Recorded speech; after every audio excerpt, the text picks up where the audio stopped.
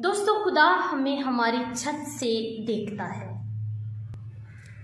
एक दफ़ा एक छोटा बच्चा था जिसने खेलते हुए अपने घर के पालतू बतख के बच्चे को मार दिया और उसने जल्दी से जाकर उसे दूर दफना दिया ताकि कोई जान ना पाए। ऐसे में उसकी छोटी बहन ये सारा माजरा देखती थी और वो अक्सर अपने भाई को ब्लैकमेल करती, उसे जताती कि वो सब जानती है और एक दिन वो वालिदा को सब बता देगी। इस बात से तंग आकर एक दिन छोटे बच्चे ने फैसला किया कि वो खुद जाकर माँ को सब कुछ बता दे।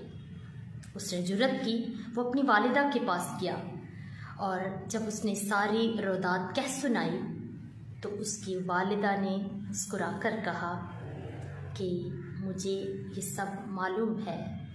उस दिन मैं छत पर मौजूद थी जब ये सब कुछ हुआ और मैंने तुम्हें दूर उसे ले जाते और दफनाते देखा, लेकिन मैं इंतज़ार कर रही थी कि तुम कब महसूस करो और मेरे पास आओ और मुझे ये सब कह सुनाओ, क्योंकि मैं चाहती थी कि तुम अपने गलती की गुलामी से आज़ाद हो जाओ।